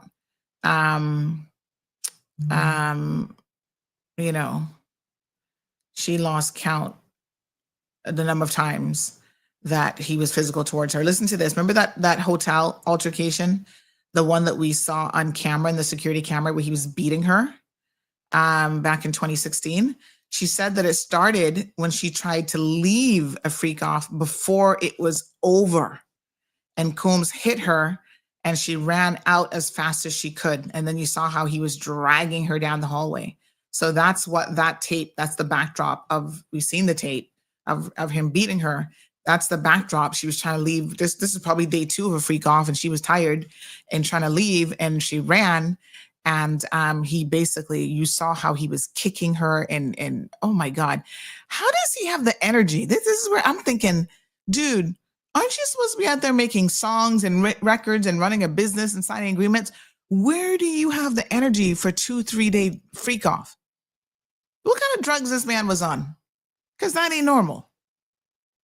This, when you hear stuff like this, I hope you guys recognize, right? I see a lot of the memes and people joking about him and the baby oil and the freak offs and whatever. But this is someone who is an addict. You can be addicted to a lot of different things.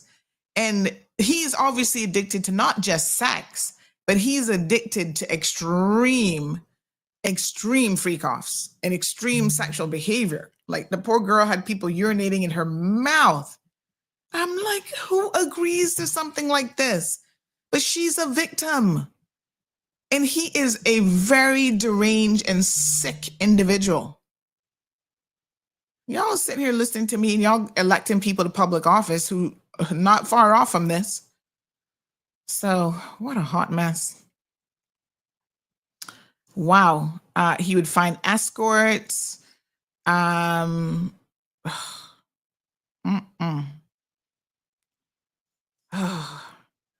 That he wanted her to check out if the escorts were a cop. Oh my God. He actually had travel agents coordinating their travel. You see, there's so many people involved in this. Somebody said he had everyone on intravenous drips. What? All that? To keep them going. Oh, Lord Jesus. Okay. So she said she first agreed because she wanted to make him happy. She'd stay awake for days at a time without sleep against her will, she testified. And he would decide when the encounters would end. Who the hell stayed awake for days?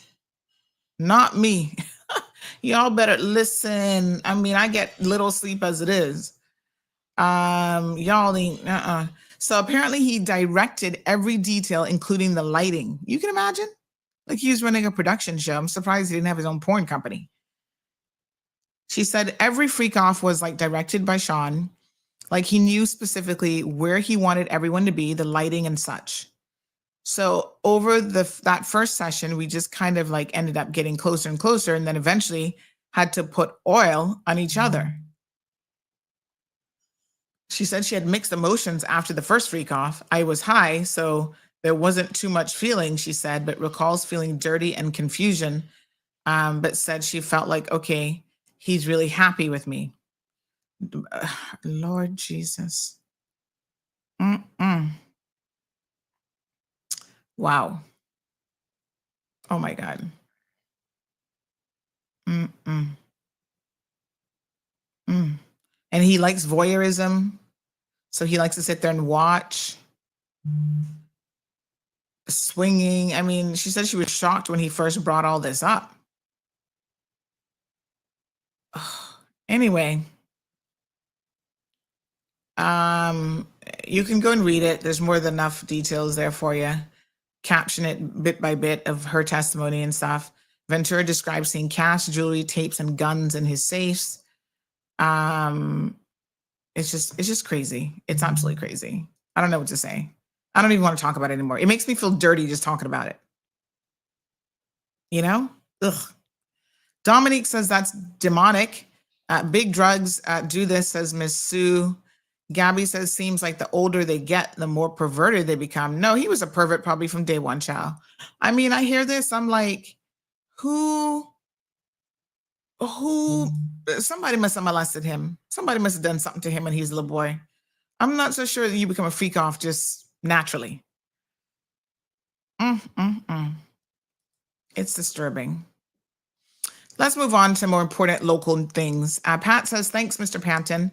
Your ongoing support for our young people is greatly appreciated. That's putting your money where your mouth is. Walk the talk. Thanks, Mr. Panton. And you know, one thing about Wayne, I've said this before because he assisted me when I was doing my PPC way back, way before political days. And I have always known him to be that kind of person. You know, maybe a little bit too much so. He really helps people, especially when it comes to education. And the only thing he will ask you to do is to pass it along. You know, help one that helps one kind of attitude. And he wants people to be involved in their community. So Ms. Sue says, yes, horrible, unbelievable, really. I hope he gets life. Hopefully he never sees the light of day again. Yeah. So Damien says Diddy is CIA's top man for getting other rappers to transport the cocaine for black ops money. No, I don't know. All I know is it's a mess. He sure did a big supply of baby oil. He should have owned his own baby oil company at this rate. Yes, very depraved mind. They need to throw him under the prison where you can't find him again. Sick creep, says Siobhan Berry. It's mind-boggling how many people carry on with money. Well, I mean, Ms. Sue, people carry on who don't even have money. So you can imagine that when you do have money, this gives you more power and prestige. And yeah, it's sick. So Finia says he's been going on like this from his younger days. I think so too. And this really makes me wonder, like I said, I kind of feel like something happened to Diddy, that he needs therapy. He needs therapy. So good morning, Mirror Star. She says, I'm late, but I'm here, honey, chill. I believe Diddy himself is a victim who's made others victims of him. Yes, Shaq, I think that's probably right. Let's talk about Mac and his upcoming trial. Well, he's in Court of Appeal. I forgot that they were going to hear from him as well. And they had put it off during the election. Like they said, okay, he could come after the election cycle, which is interesting. And praise the Lord, he didn't get reelected. I mean, listen, these guys, I'm not saying that they're P. Diddy. Chris Saunders is the P. Diddy wannabe. You know, he does enough nasty stuff. But McKeeva Bush, you know, he's not far off. And some of these guys emulate, or they want to be McKeeva Bush because they want to have this long 40-something years in politics. And I can tell you what, very few of you, I hope none of you ever see that, because it's a disgrace. Because after the first couple of years, you become very, very ineffective as a politician. And so, you know, McKeeva has had over the years substantial cases involving women. The men, not too many of the men have, well, none of the men have publicly come forward that he is propositioned and groping and touching their legs and stuff like that. They're too ashamed to come forward and say, oh, you know, I was out drinking with McKeeva and all of a sudden he's rubbing my leg and trying to get to my little willy. But he does those things. So he's a pervert in his own right. You know, who goes around sucking on somebody's hands and kissing their necks and stuff like this at the Ritz-Carlton at a government-sponsored event? And I'm disturbed that they, you know, were people who would have seen this and not kicked him down the back steps, because if I was there, that's exactly what would have happened. You see, I don't have tolerance for this kind of stuff. And the good Lord knows not to put me in certain situations, because it's not going to end well. Because ironically, I was supposed to be at that event, at that cocktail reception that evening. And I came home, and ladies, you'll understand when I tell you this story. You know, you come home and you take off your bra, you're done for. You're not going to go shower to go out to another event and put on another bra. You're showering to go to bed. And so I took it off, bloop, and I'm like, forget it. I'm not going out again. I didn't feel like it. I didn't feel like trying to put on no little lip gloss and going and, you know, rub shoulders with these people. Half of them I don't even know. But McKeeva Bush was there embarrassing us. And I said, the good Lord knows better than to put me in that situation, because if I saw him doing it, I would have been that crazy one.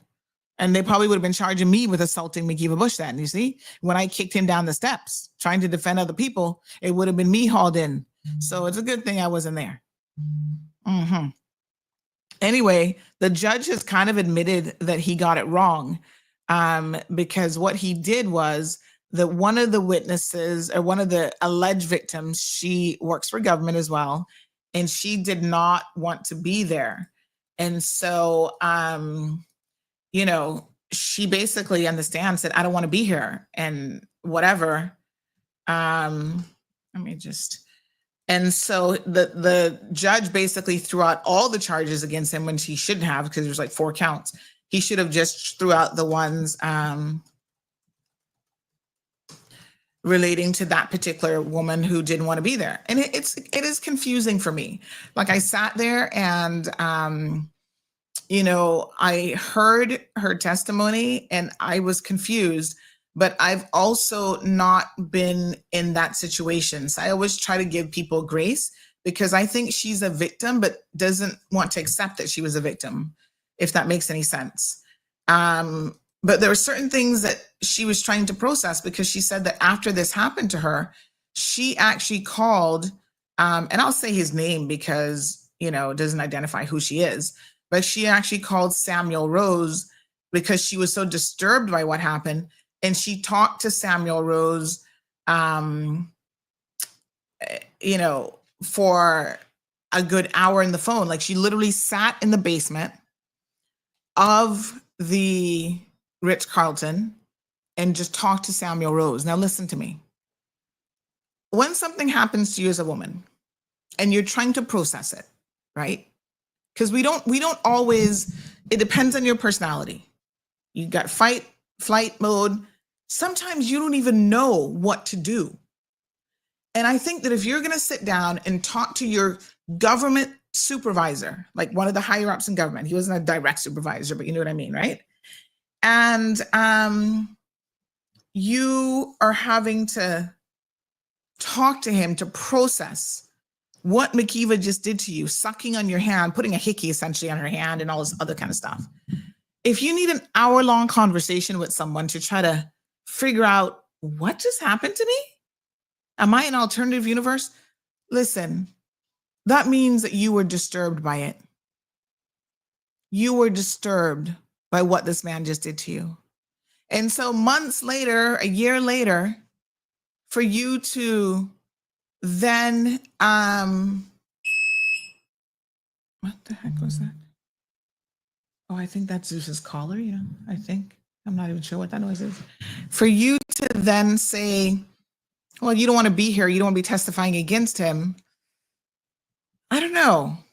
I think she just didn't know what to do. And then I think he also got to her because she's like, oh, he was someone who always checks in on my elderly mom. And, this is why so many of us become, when we are victimized, we don't know how to process it. And then we try to, it's like, but I know him as this person, as the person who always checked in on my mom, always asked about her. But then that night, he never asked about her. You could see how conflicted she was in her testimony. And I was very, I don't know, I was taken aback. And even the other woman who wanted to pursue it, she's like, I have been victimized by men before. I have been victimized by this man, McKeeva Bush, before. And on this night, when this happened, she was so distraught. She went home. Her husband saw that she was upset, that something had happened. He wasn't quite sure. And, they were talking about it. And she said that finally she was like, I have a daughter. I have to start standing up for myself to show my daughter, this is an example of what you do when you're victimized. You don't stay silent anymore. You don't allow McKeeva Bush to victimize you multiple times in your life, right? It's a sad, sad situation. I don't know. He needs help too. Good morning to Miss Mary C. You are having a busy morning. Is it possible for me to have a few minutes of your time now or after the show? Let me know, Miss Mary. Good morning to you, my darling. You always look so beautiful. I trust that you had a good birthday last week. Nice. Oh, Allard says, what about the expat men who move here and they're still bringing their cultural ways with them of sex with their underage minor girls from Sri Lanka? Cayman is overrun with pedophiles. Well, listen, I don't care where they're from, Elard. I don't care if they're from Sri Lanka, India, Jamaica, anywhere. That's not legal in this country. Okay. I don't know what they'd be doing in Sri Lanka with underage girls, but this has got to be stopped. There's a lot of things that happen. There are freak-offs that happen on this island. And what they tend to do is they do them on boats so that they go out in the ocean, they go out in the water. And I've heard these stories. The same Matthew Leslie that I'm telling you all about, you see that same thing that they were doing in Cassie's mouth? He's one of those people that likes people to do that on him. He likes women to urinate on him. I haven't heard about going the other way, but he likes it. So all kind of freak-offs be going on in this country, and they go out on these boats, and sometimes people like him, he's a little minion that organizes it for the higher-ups, the politicians like McGeeva. That's why the two of them were so close at one time, because they'll get Matthew to organize the freak-offs, and they get the girls, they take them on the boat. So even if they wanted to leave, they can't leave if you're out in the ocean. You can't jump in the water. So so there's a lot of stuff that happens here, and there are a lot of people. Thank you, Damon. He said it's called a golden shower. There you go. There are a lot of people that are into this kind of stuff, and like I said, I don't want people. Let me be very, very clear. I'm going to be very, very clear about this. I'm not a prude. Okay, I'm not sitting there saying that, oh, you must close your eyes and be covered from head to foot when you're engaging in lustful things with your spouse or with your partner or whatever, right? If you're a consenting adult, and I mean truly consenting, because somebody like Casey was not consenting, okay? Nobody has to drug you and do all these other things to get you engaged and manipulate you. And you want to do threesomes or whatever, that's your business. I mean, I'm not here to judge you, okay? That is truly your business. But what I think is that there are a lot of women who are manipulated, sometimes with money and other things. This person says, good morning, angels. As a victim, you have to be on alcohol or drugs to numb the pain or black out in the moment. One of the drugs they used was like for horses, and it kept them up to do these freak-offs. Damn. I think they said his mom might have been a part of the problem. It's crazy and sickening. That is, some Caribbean men think that they can tap you on your, bonke, I'll say that, etc., and think it's okay, and catcalling with all their freshness. Yes, let's not forget that Mr. Bush also touched someone on her buttocks in a casino and then claimed that she misunderstood him because it was cultural. I was like, what? That ain't cultural, that's sexual harassment.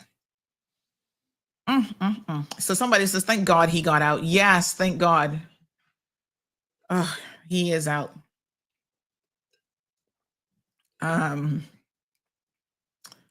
So let's see. Come on in, honey child. Good morning. Oh, yes, thank you. Okay, thank you so much. Appreciate it. Oh, you guys are so awesome. Thank you. This person says prison is the best place for these perverts, where those, as you say, Bubba, can handle them. That's the way that they come on all nice. When the men that put the gun to my head, I thought they were joking, but they wasn't. I was so confused because they were so-called friends. Oh my God. So many victims out there. Good morning, caller. Good morning, honey child. How are you? Good morning, Mama. What's up?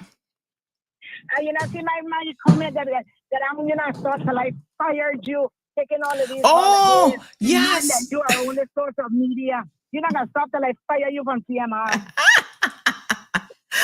Yes, I did see that earlier. Miss Amelia said, I soon come fire you from CMR. This is your year-round job. I'm tired of hearing and seeing you leaving us hanging. When you know you're our only source of real media, I'm tired of you. Cha. Oh, my goodness. I'm taking holidays, long holidays. I'm taking too many holidays for you. Yes, ma'am. I said, let me intervene in the one that you're saying. Remember, I did came on at one point in time and stated years ago when I was still in the world. I used to hang out at CN, and McKeever came there with all of them MPs came there, and McKeever came and slapped me. He was so drunk, he slapped me on my buttock. And boy, I tell him, you SOB, if you ever touch me again, I would smash you up. He said he started to get very agitated and want to come and fight me. What?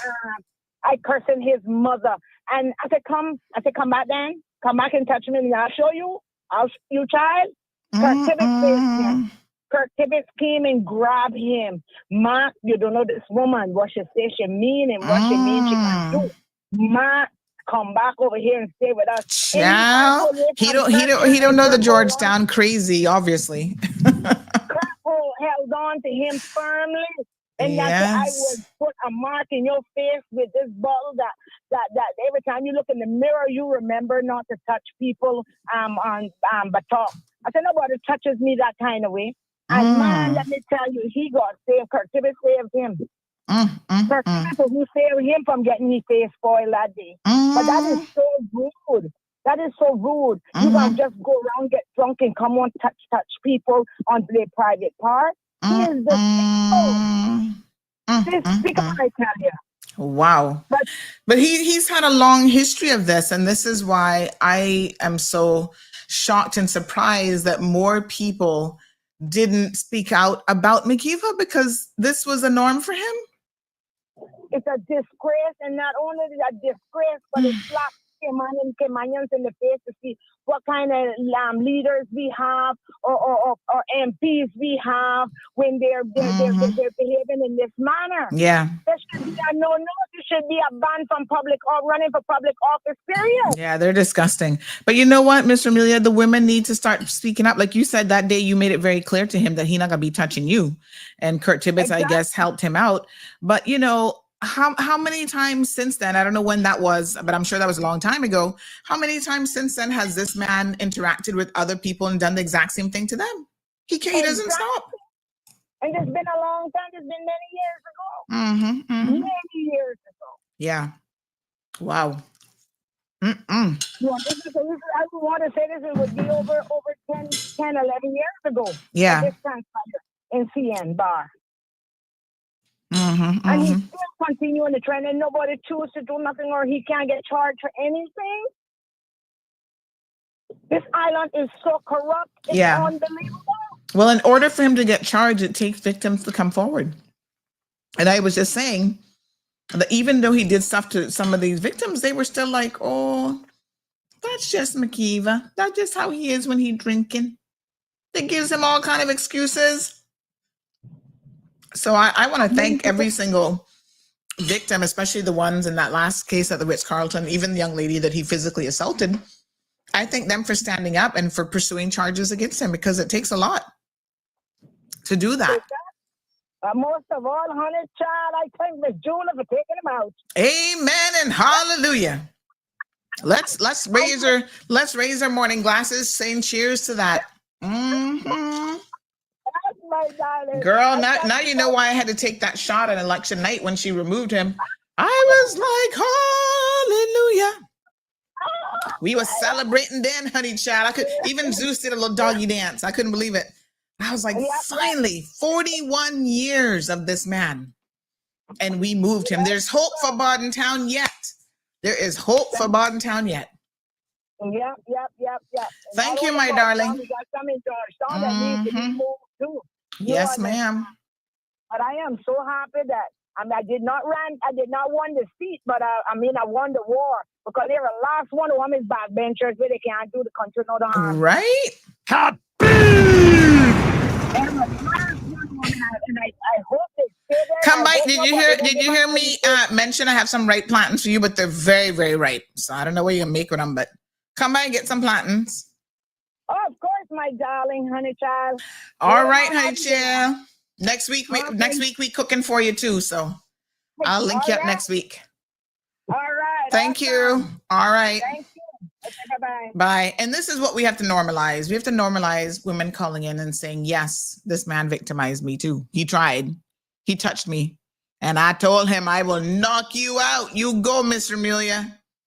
Good for you. He always likes to do it when he's had a few drinks, because then that's his excuse.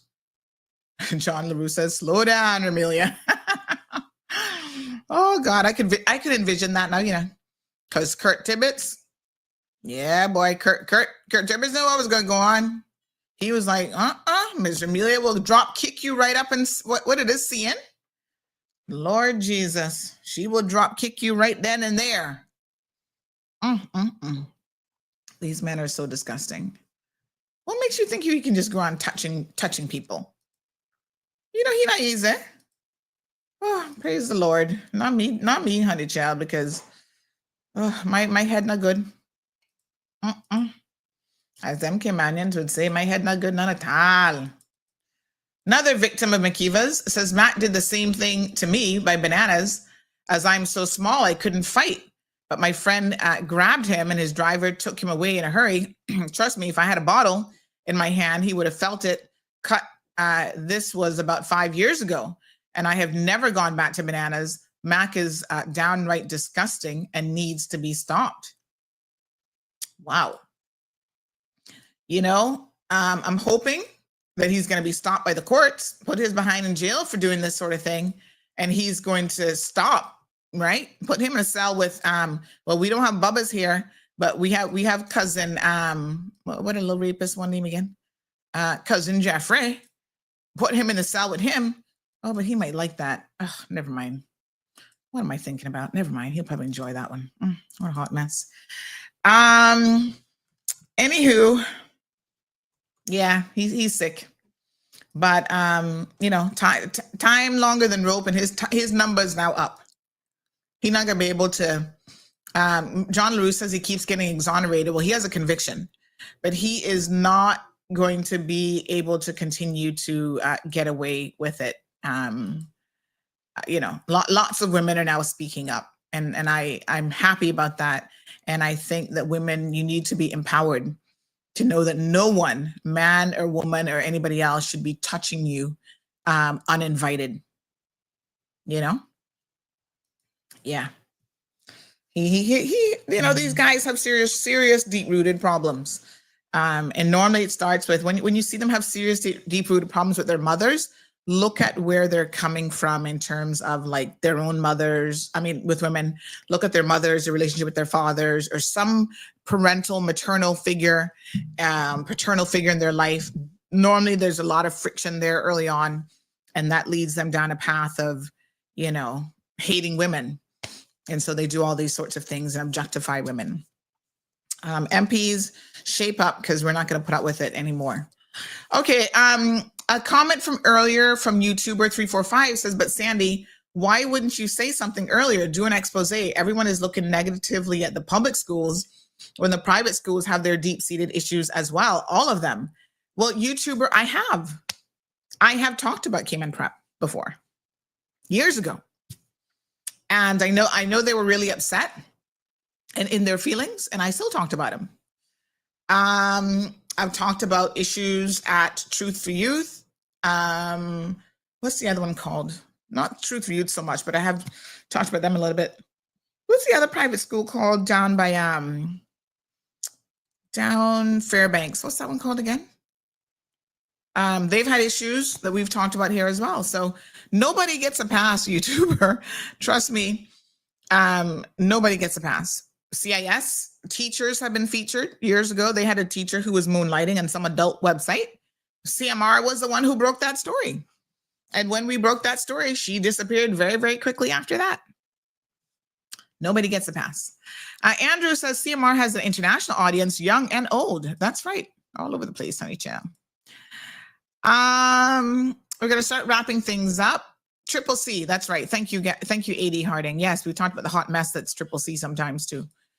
Ay, ay, ay, caramba. We're going to wrap up on time today because I need to go and get myself sorted out.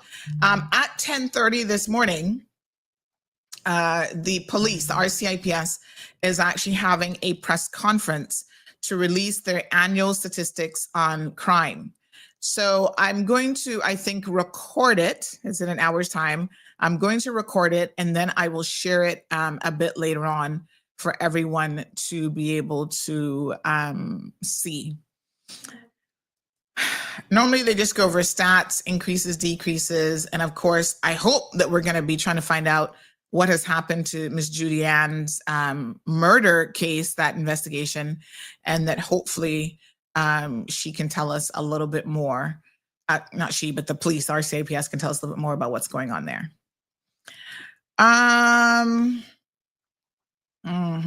This person says, and once he grabs and pulls you close, he holds on hard and you cannot get away. Real sick man he is. Again, speaking about McKeeva, boy, I would punch him in the head.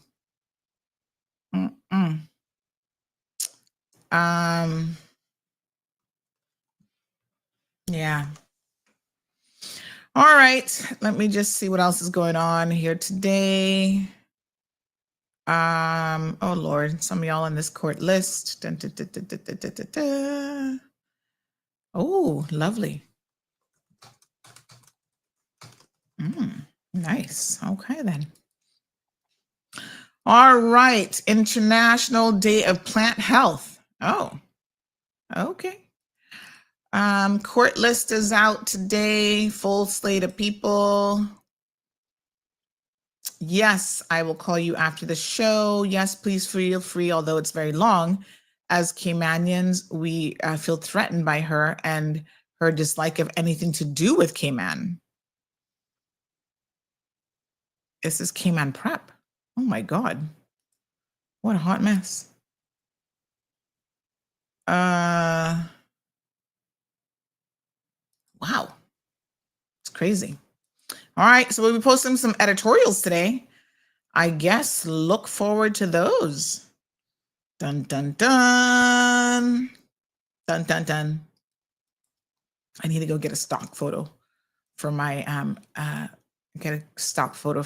guy to put up. Without the video, plenty of people would not believe Casey. That's true. The one that came out with her being dragged in the hotel. Yeah. I mean, this is why video evidence is so important. All right, folks. Thank you guys so much. When will they reduce the cost on baby schools? Why is it to be so expensive monthly and them charging so much? Well, daycare, yes. I don't know if government can do anything about the private institutions, but they certainly have what's it called? Their reception. Listen, I mean, I don't know, one of the problems is it's a supply and demand issue because it's very, very hard to even find spaces now for younger children. A lot of places are packed to capacity. And so maybe that's a good business for those of you who have the resources and, more importantly, the love of children to get involved in. But, you'd be packed in no time. There are more affordable options. I mean, Tiny Tots, I think I don't know what their prices are now, but we used Tiny Tots initially and they were phenomenal. I want to say that, she's passed away now, but Miss Hyde, oh God, I can't remember her first name now. Sue, was it Sue? But she was really nice. And the ladies there, especially with the baby group, because Gigi started at 8 months, they were just so good with the babies and stuff. They did a really, really good job. And so they kept saying to me as I took her there, they're like, you better start saving, putting away money for her from now, because she is, for a baby, we can see her advancement already. Like she knows when you're putting on her shirt that she has to put in this hand and this hand, and they're like, you need to send this one off to university. So I was like, oh, already? Start saving from now, they said. But they do a phenomenal job. Oh my God, the potty training. Thank you, Lord, that we had them, because they were very, very instrumental during the day and ensuring like she was potty trained like that. It was so easy. They were like, they'd keep reminding them, okay, go to the bathroom, pull down, go to the little potty. And at night, she would still wear the overnight pull-ups. And they said to me, why do you still have her in pull-ups? She's ready. I'm like, oh, I'm biting my nails as a mom, you know, I don't know if she's ready. They're like, she's ready. Just take her out of pull-ups already. And sure enough, I took her out and she never had an accident. She was fine. She had one, I should say never. She had one, but that's because she overslept one Saturday morning. She needed to get up and go to the bathroom. But yeah, they did a phenomenal job and all sorts of stuff. Anyway, that's it. I need to go because I want to get to this press conference on time, and I'm going to eat my breakfast. I got some nice ripe plantains to go with it. Eggs. Have a good week, rest of the week. We will see you guys on Tuesday. Monday's a holiday. I'm off tomorrow and Friday, taking a little R&R time for myself, spending it with family. I will still be working, so I'm going to be doing a few interviews to Cayman Voices. But other than that, yeah, we're good.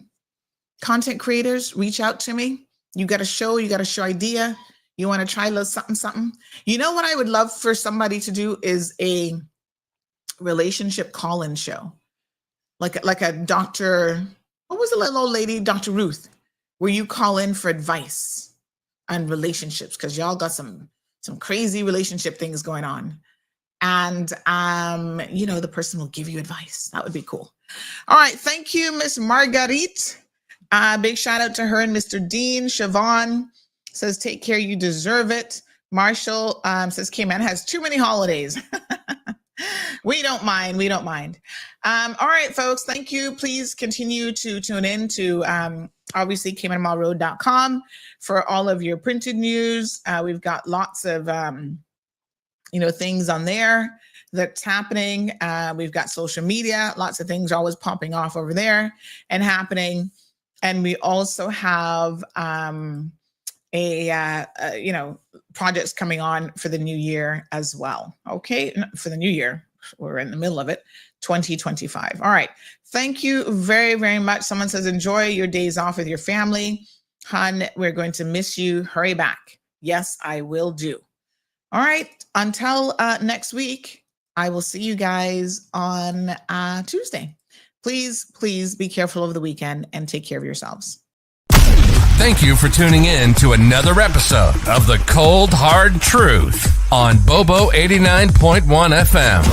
Cayman's #1 talk show is live weekdays from 7:30 a.m. Never miss an episode again. Watch anytime on CMR's Facebook and YouTube channels for the latest show episodes. Don't forget to follow us online on our social media channels. And visit CaymanMarlRoad.com for all the latest news and community happenings.